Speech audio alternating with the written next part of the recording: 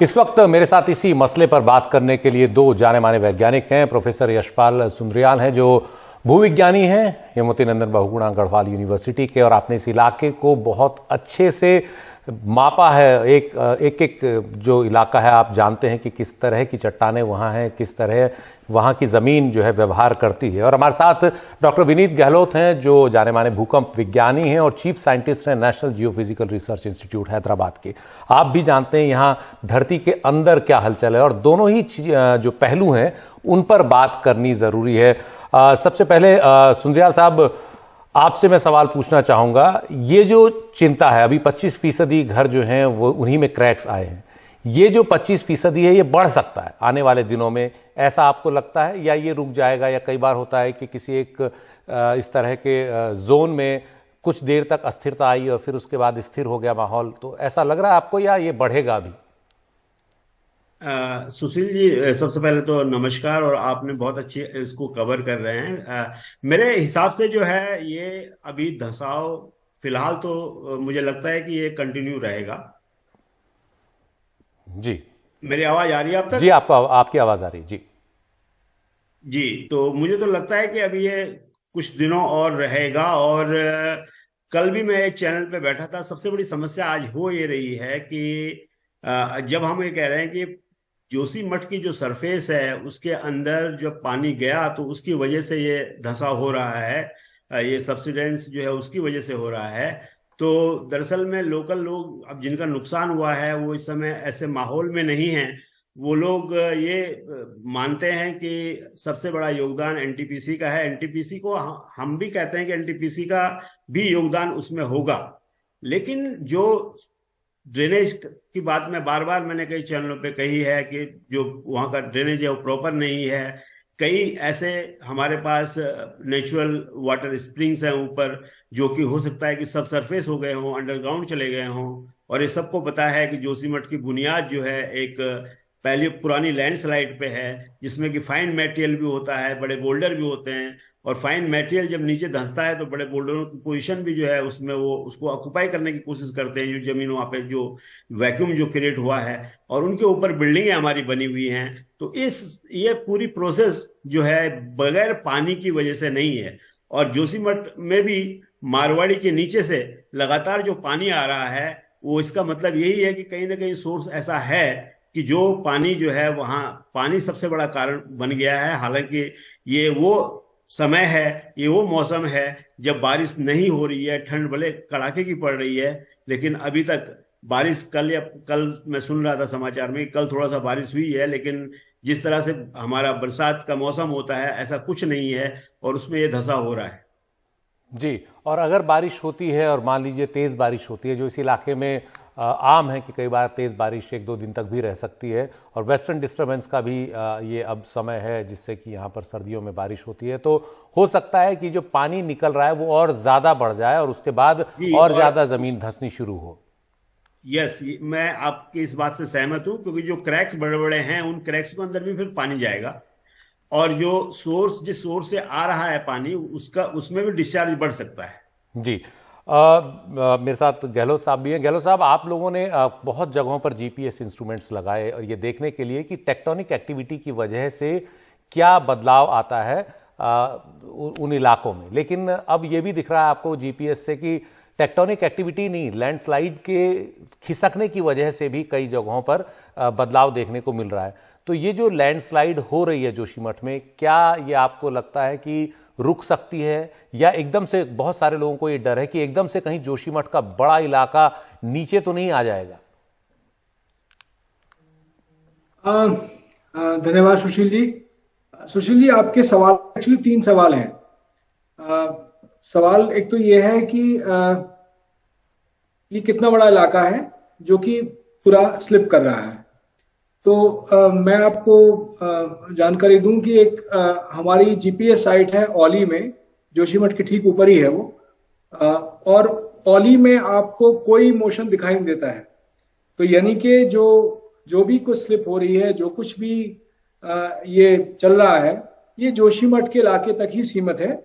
जो नीचे वाला पार्ट है वहीं तक सीमित है। और ये फ्रैगमेंटेड लैंड मास है, फ्रैगमेंटेड लैंड मास है, आपका कहने का मतलब ये है कि फ्रैगमेंटेड लैंड मास है। और ये अक्सर देखने को मिलता है कि कोई एक पर्टिकुलर स्पर है या पर्टिकुलर कोई स्लोप है, वो फेल करना शुरू होता है, और वो अ, अगर वो पूरा फेल हो जाए तो लैंडस्लाइड कह देंगे हम आप उसको। तो पहला सवाल तो ये है कि ये एक बहुत ही सीमित लैंड मास है जो कि स्लिप कर रहा है। अभी अभी मैं शायद एनआरसी ने एक अपनी रिपोर्ट जारी की है, जिसमें कि उन्होंने इंसार करके बताया है कि कौन सा इलाका है जो कि स्लिप कर रहा है, और वो उसमें साफ है कि हाँ, जोशीमठ का औली तक का कोई उसमें इलाका नहीं है, केवल जोशीमठ का इलाका है वो जो कि स्लिप कर रहा है। अब दूसरा सवाल कि ये कब तक चलेगी और कब से चल रही है, ये सवाल बहुत बड़ा है।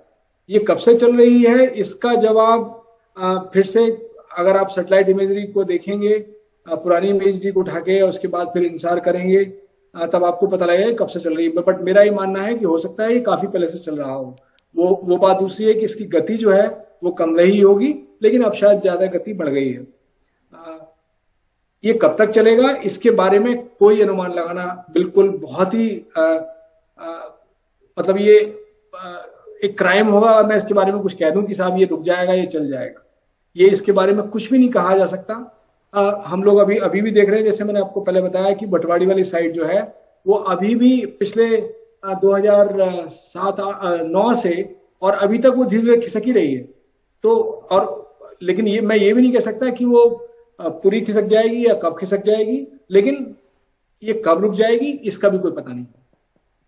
जी, और इस सब के बीच में फिर वही मैं बार बार लेकर आता हूं, और जो मेरे को लगता है कि इस बात को बताना चाहिए कि भवनों को इस तरह से बनाएं कि इस इलाके की जो जमीन की अंदरूनी बनावट है और ऊपरी बनावट है उसके हिसाब से वो हो, ताकि गिरे नहीं, आसानी से टूटे नहीं, लचीलापन हो। प्लेट टेक्टोनिक्स भी एक भूमिका निभाती है, हालांकि इस सब्सिडेंस के पीछे प्लेट टेक्टोनिक्स नहीं है, ये आप कहना चाहेंगे? बिल्कुल सही बात है। जो प्लेट टेक्टोनिक्स एक डीप सरफेस प्रोसेस है, इसमें कोई शक की बात नहीं कि प्लेट टेक्टोनिक्स ही पहाड़ों को बनाती है। प्लेट टेक्टोनिक्स ही ये जो इनके जो स्लोप है उनको स्टीप करती है या जेंटल करती है। लेकिन तो इस तरह से प्लेट टेक्टोनिक्स जो है वो इनडायरेक्टली इसमें शामिल है, लेकिन किसी स्लोप का फेलियर होना वो खाली प्लेट टेक्टोनिक्स पर डिपेंड नहीं करता है। उसमें बहुत सारी चीजें हैं, उसका अपना खुद का स्लोप है, उसमें अपनी रॉक टाइप है, उसमें एंथ्रोपोजेनिक एक्टिविटीज हैं, जो चाहे वो कटाव का बात हो चाहे पानी की बात हो, तो उसमें और बहुत सारी चीजें शामिल हो जाती हैं। जी, सुंदरियाल साहब, किस तरह की चट्टानें इस इलाके में हैं? मैं अगर अपने भी रुचि के लिए या लोगों की रुचि के लिए, किस तरह की चट्टानें इस इलाके में हैं? कई इलाके ऐसे होते हैं बहुत सॉलिड रॉक होती है, यहाँ लैंडस्लाइड वाला जोन है, सॉलिडिफाई पूरी तरह से नहीं हो पाया, लेकिन कहीं क्या नीचे कोई सॉलिड रॉक मिल सकती है जिससे कि लैंडस्लाइड रुक जाए? इस तरह का कुछ है कोई संभावना? लोग एक संभावना ही ढूंढना चाहते हैं। संभावना ही नहीं, वहां पे सॉलिड रॉक हैं। हम इसको हायर हिमालयन क्रिस्टलाइन रॉक बोलते हैं, और क्रिस्टलाइन रॉक काफी ठीक ठाक रॉक है। हालांकि उसमें अगर क्रैक्स और फ्रैक्चर्स हो तो फिर वो वीक हो सकती है, लेकिन उसके जोशीमठ की जो जियोलॉजी है टेक्टोनिकली तो वो बड़ा सेंसिटिव इलाका है, क्योंकि एक तरफ उसका मुनस्यारी थ्रस्ट है, दूसरी तरफ वैकृता थ्रस्ट है। दोनों थ्रस्ट के बीच में बैठा हुआ एक है जोशीमठ, जहां तक मैं टेक्टोनिक की अगर बात करूं। लेकिन अभी टेक्टोनिक एक्टिविटी इतनी नहीं है कि उससे जो है ये सब कुछ हो रहा होगा। लेकिन निश्चित रूप से यहाँ पे जो रॉक हैं वो रॉक इतनी कमजोर नहीं है। लेकिन जो जोशीमठ है, फिर मैं एक बार उस बात को दोहराना चाहूंगा कि जोशीमठ के नीचे जो रॉक है वो लगभग मुझे लगता है कि 150-200 मीटर होगी, और उसके ऊपर जो 150 मीटर मैं अंदाज से कह रहा हूं, इसमें जो है वो लैंडस्लाइड का मटेरियल है। जी, और एक और बहुत छोटा सा सवाल का जवाब मैं आपसे चाहूंगा। हम लगातार मैं इस पर जो रिसर्च पेपर पढ़ रहा था कि ये पूरा इलाका हम वहां शुरुआत मान सकते हैं जहां से मानसून एक तरीके से हिमालय से, हायर हिमालय से टकरा कर लौटना शुरू करता है। इसके बाद आपको टॉपोग्राफी चेंज दिखती है, वहां पर आपको इतनी हरियाली बाद में आगे जब आप मलारी से आगे जाते हैं तो नहीं मिलती। तो ये भी है कि इस इलाके में बारिश के जो मानसून है वो भी काफी ज्यादा थ्रस्ट, काफी ज्यादा टक्कर, मतलब एक तरह से बारिश के बादलों की बारिश की होती है, जिसका असर इस पूरे लैंडमास पर पड़ता है। जी, इसको हम ओरोग्राफिक बैरियर कहते हैं, और हमारे पास 2 ओरोग्राफिक बैरियर हैं। एक तो हम शिवालिक की बात करते हैं, देहरादून और ऋषिकेश वाला जो ये इलाका है, और दूसरा ओरोग्राफिक बैरियर हमारा जो है जो मुनस्यार, जो हमारा एमसीटी मेन सेंट्रल थ्रस्ट है, उससे पहले जो है वहां से अब्रप्ट जो है अचानक जो हमारी सड़क है वो उठती जाती है, तो ये ओरोग्राफिक बैरियर है और यहाँ पे रेनफॉल निश्चित रूप से ज्यादा होता है। जी, और दर्शकों के लिए मैं बता दूं कि जब मानसून के बादल हिमालय की तरफ आते हैं तो हिमालय की ऊंचाई इतनी है कि टकराकर वापस लौटते हैं, उसके बाद मानसून वापस लौटता है। तो ये जोशीमठ और इसके आसपास इतने ऊंचे पहाड़ियां शुरू होते हैं या हार हिमालय वहां से शुरू होता है कि मानसून के बादल अंत में वहां से टकराकर लौटने शुरू होते हैं। आप ये मान सकते हैं कुछ उस पार भी जाते हैं, और इसलिए जो आखिरी टक्कर आप कह सकते हैं मानसून के बादलों की ताकत की है वो इस पूरे इलाके से होती है। और वो भी एक वजह है कि वहां पर तेज बारिश होती है मानसून के दिनों में, और वो सीपेज होता है, पानी जो है वो बहता है। हमने पानी के जो नेचुरल कोर्स है उसके साथ छेड़छाड़ कर दी है। ड्रेनेज का कोई सिस्टम नहीं है। सोक पिट्स जो है वो भी अपने आप में, लोगों ने घरों के नीचे सोक पिट्स बनाए हैं, उसमें भी पानी जाता है। वो भी एक कहीं ना कहीं भूमिका निभाता होगा गहलोत साहब। बिल्कुल बिल्कुल, सुरजाल साहब ने बिल्कुल सही बात कही कि ड्रेनेज सिस्टम जो है, आप किसी भी कहीं भी शहर में भी देख लो, कहीं भी देख लो आप, तो ड्रेनेज सिस्टम ये जितना भी स्लिप होती है, जितने भी सब्सिडेंस होता है, बेसिकली क्या है कि रॉक्स आपकी स्लिप कर रही हैं, और रॉक स्लिप करने के लिए जो पानी है, जिसको कि हम फिजिक्स में जब उसको कन्वर्ट करें तो पोर प्रेशर की बात करते हैं, तो पोर प्रेशर जैसे ही स्लिप सरफेस पे बढ़ेगा, स्लिप होनी शुरू हो जाती है। तो उसमें पानी की महत्वपूर्ण भूमिका है। जो जितने भी हमारे जियोलॉजिकल प्रोसेस हैं उसमें पानी की बहुत महत्वपूर्ण भूमिका है, चाहे वो प्लेट टेक्टोनिक्स हो, अर्थक्वेक अकरेंस प्रोसेस हो या लैंडस्लाइड हो, उसमें पानी की बहुत ज्यादा भूमिका है। जी, बहुत बहुत शुक्रिया दोनों ही खास मेहमानों का। आप दोनों हिमालय नापते रहते हैं, आसमान से भी और ज़मीन से भी, लेकिन इस तरह की समस्याएं न आती और आपकी बातों पर सरकारें थोड़ा और ध्यान देती अपनी नीतियों को बनाने में, तो कितना बेहतर होता।